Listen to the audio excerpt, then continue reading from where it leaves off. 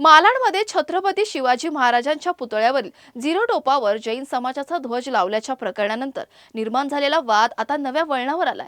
या प्रकरणी जैन समाजाच्या शिष्टमंडळाने मनसे अध्यक्ष राज ठाकरे यांची शिवतीर्थ निवासस्थानी भेट घेऊन लेखी माफीनामा दिलाय।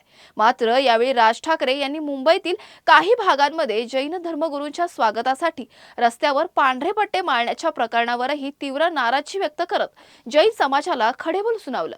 मालाडमधील या वादावर जैन समाजाने दिलगिरी व्यक्त करून पडदा टाकण्याचा प्रयत्न केला असला तरी राज ठाकरेंच्या कठोर भूमिकेमुळे हा मुद्दा पुन्हा चर्चेत आलाय। धार्मिक भावना, सार्वजनिक जागांचा वापर आणि सामाजिक सलोखा या मुद्द्यावर आता राजकीय वर्तुळातही चर्चा रंगण्याची शक्यता आहे।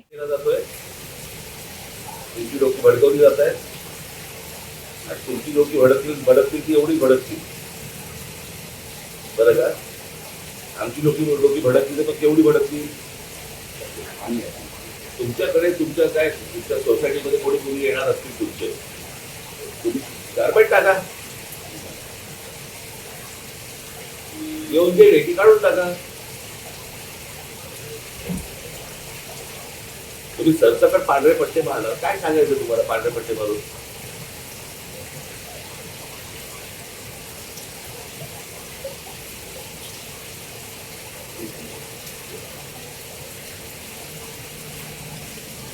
विनाकारण वाद निर्माण करतात।